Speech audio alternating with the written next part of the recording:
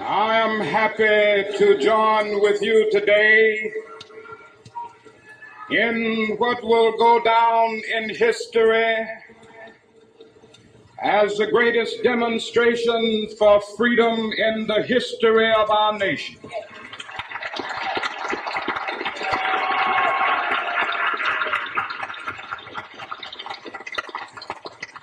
Five score years ago, a great American in whose symbolic shadow we stand today signed the Emancipation Proclamation. This momentous decree came as a great beacon light of hope to millions of Negro slaves who had been seared in the flames of withering injustice. It came as a joyous daybreak to end the long night of their captivity.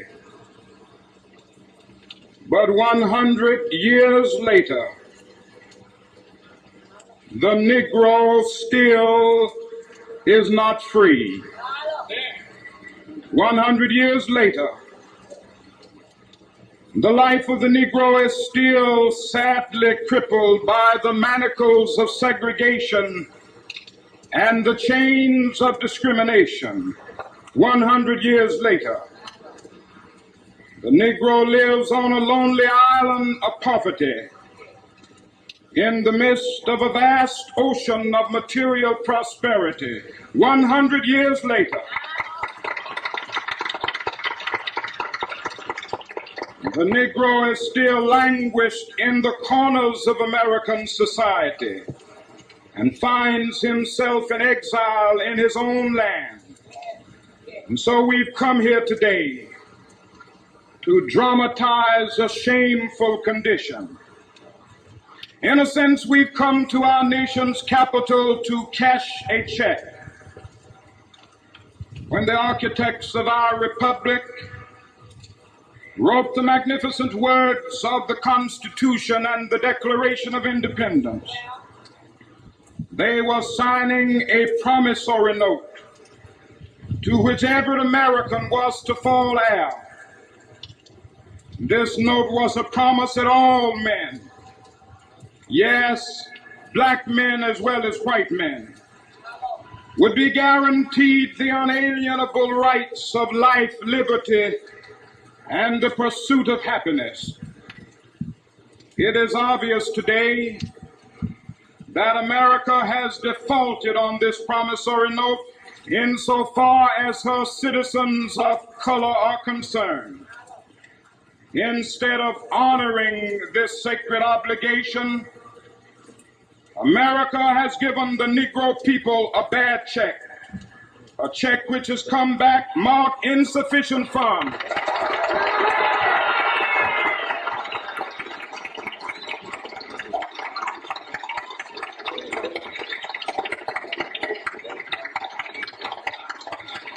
But we refuse to believe that the Bank of Justice is bankrupt. We refuse to believe that there are insufficient funds in the great vaults of opportunity of this nation. And so we've come to cash this check, a check that will give us upon demand the riches of freedom and the security of justice.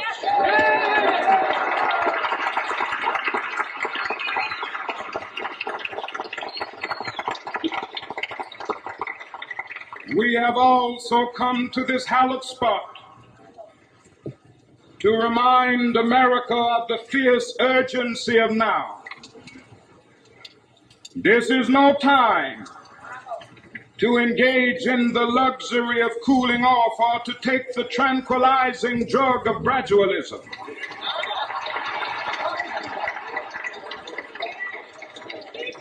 Now is the time to make real the promises of democracy. Now is the time to rise from the dark and desolate valley of segregation to the sunlit path of racial justice. Now is the time. to lift our nation from the quicksands of racial injustice to the solid rock of brotherhood. Now is the time to make justice a reality for all of God's children. It would be fatal for the nation to overlook the urgency of the moment. This sweltering summit of the Negro's legitimate discontent will not pass until that is an invigorating autumn of freedom and equality.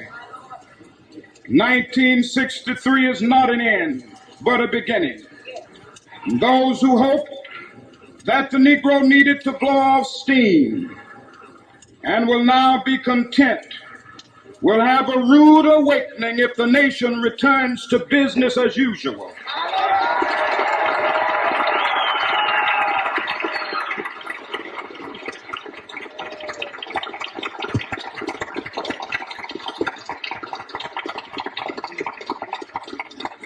There will be neither rest nor tranquility in America until the Negro is granted his citizenship rights.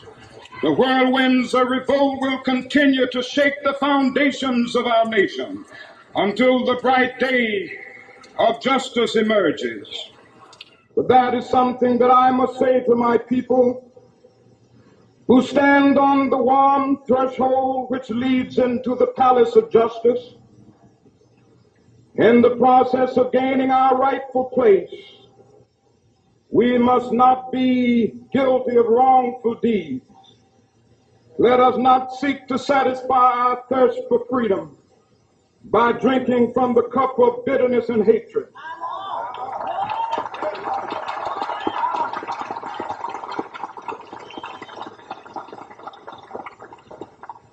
We must forever conduct our struggle on the high plane of dignity and discipline.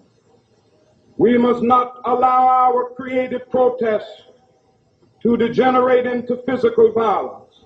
Again and again, we must rise to the majestic heights of meeting physical force with soul force.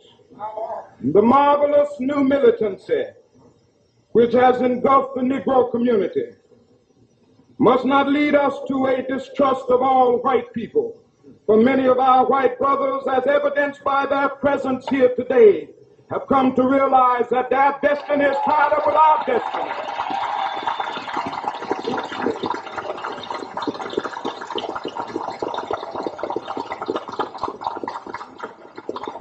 And they have come to realize that their freedom is inextricably bound to our freedom. We cannot walk alone.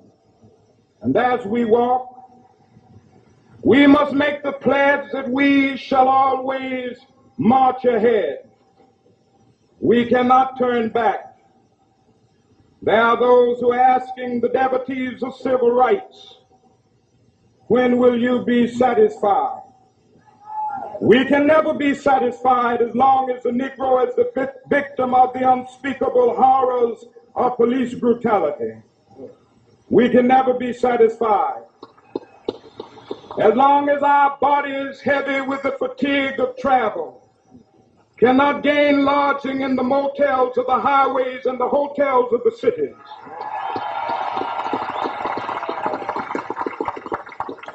We cannot be satisfied as long as the Negro's basic mobility is from a smaller ghetto to a larger one. We can never be satisfied as long as our children are stripped of their selfhood and robbed of their dignity by signs stating for whites only.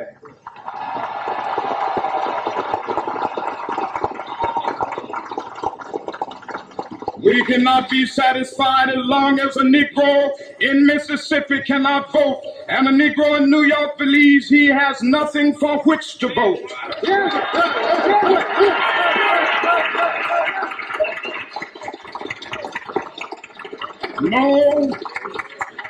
No, we are not satisfied, and we will not be satisfied until justice rolls down like waters and righteousness like a mighty stream.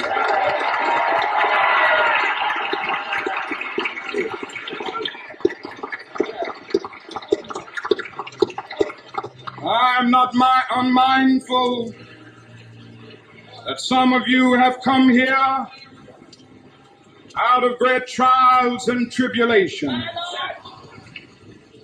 Some of you have come fresh from narrow jail cells. Some of you have come from areas where your quest for freedom left you battered by the storms of persecution and staggered by the winds of police brutality. You have been the veterans of creative suffering. Continue to work with the faith that unearned suffering is redemptive. Go back to Mississippi. Go back to Alabama. Go back to South Carolina. Go back to Georgia. Go back to Louisiana. Go back to the slums and ghettos of our northern cities, knowing that somehow this situation can and will be changed. Let us not wallow in the valley of despair. I say to you today, my friends,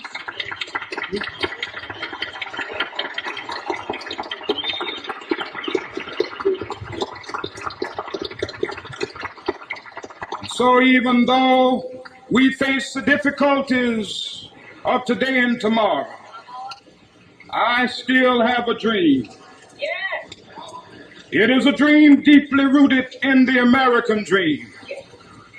I have a dream that one day this nation will rise up and live out the true meaning of its creed. We hold these truths to be self-evident, that all men are created equal.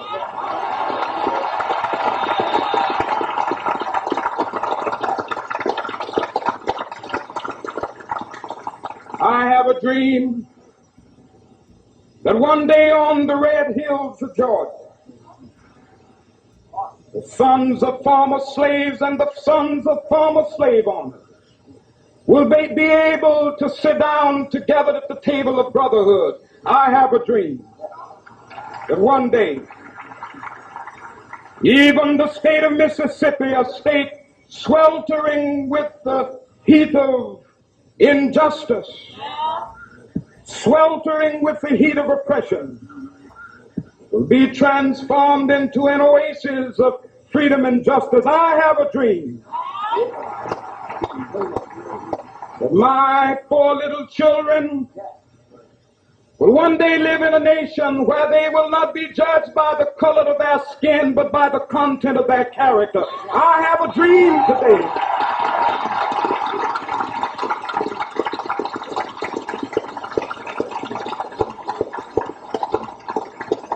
I have a dream that one day down in Alabama, with its vicious racists, with its governor having his lips dripping with the words of interposition and nullification, one day right there in Alabama, little black boys and black girls will be able to join hands with little white boys and white girls as sisters and brothers. I have a dream today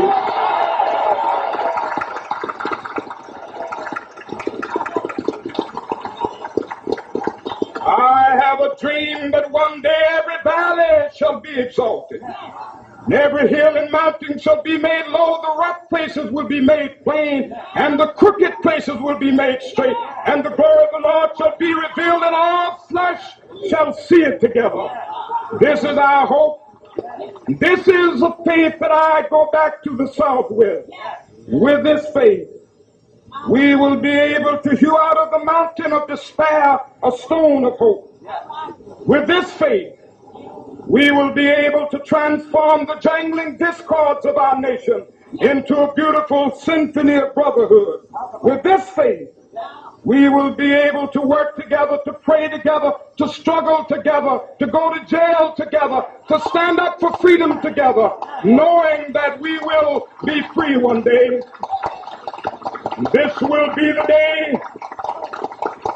This will be the day when all of God's children will be able to sing with new meaning, "My country, 'tis of thee. Sweet land of liberty, of thee I sing. land where my fathers died, land of the pilgrim's pride, from every mountainside. Let freedom ring, and if America is to be a great nation, this must become true. And so let freedom ring from the prodigious hilltops of New Hampshire. Let freedom ring from the mighty mountains of New York. Let freedom ring from the heightening Alleghenies of Pennsylvania. Let freedom ring from the snow-capped Rockies of Colorado. Let freedom ring from the curvaceous slopes of California. But not only that, let freedom ring from Stone Mountain of Georgia. Let freedom ring from Lookout Mountain of Tennessee. Let freedom ring from every hill and molehill of Mississippi, from every mountainside. Let freedom ring, and when this happens, when we allow freedom ring, when we let it ring from every village and every hamlet, from every state and every city, we will be able to speed up that day when all of God's children, black men and white men, Jews and Gentiles, Protestants and Catholics, will be able to join hands and sing in the words of the old Negro spiritual, free at last, free at last. Thank God Almighty, we are free at last.